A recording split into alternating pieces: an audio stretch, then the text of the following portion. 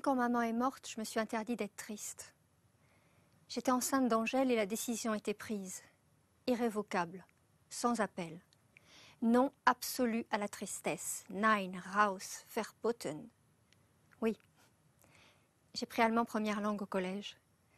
C'était une décision de papa qui allait contre l'avis de maman, pour qui, avant d'être la langue des meilleures classes et des meilleurs profs, l'allemand était d'abord celle des nazis. Du coup, j'ai fait 7 ans d'allemand pour ne pas désobéir à papa, mais j'ai eu 4 au bac pour faire plaisir à maman. Papa, maman, maman, papa, voilà comment on rate sa vie. À vouloir toujours ménager papa, maman. Maintenant, je ne ménage plus personne. Je fais ce qui me plaît. Et j'ai choisi de ne pas être triste à la mort de maman. Parce qu'il n'y a pas de petite ou de grande tristesse, de tristesse autorisée et de tristesse buissonnière. C'est comme quand on arrête la cigarette. Il ne faut plus y toucher du tout. Ça doit être radical. Voilà. J'avais compris pourtant, le dernier jour, que ce serait son dernier jour. Je l'avais compris dans ses yeux. Ils avaient un voile. Ils ne voyaient plus. Ils ne parlaient plus. Maman avait les yeux les plus bavards du monde.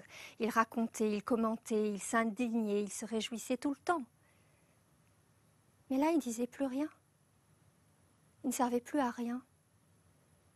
Et moi, je savais que j'aurais dû ressentir une immense tristesse et aussi sans doute une sorte de libération. C'est ça qui aurait été normal.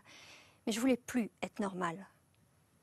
Et j'ai décidé d'être une pierre, une forteresse, de contenir la tristesse et de tenir le plus longtemps possible. On verra bien quand je serai très vieille, même si, à mon avis, quand on est très vieux, on est à peu près réconcilié avec l'idée de la mort. On l'a apprivoisée et plus rien ne vous semble vraiment grave et plus rien ne vous fait vraiment peur.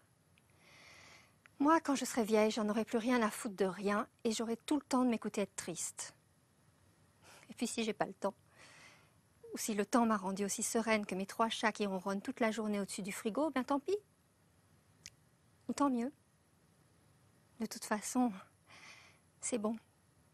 Je connais la tristesse.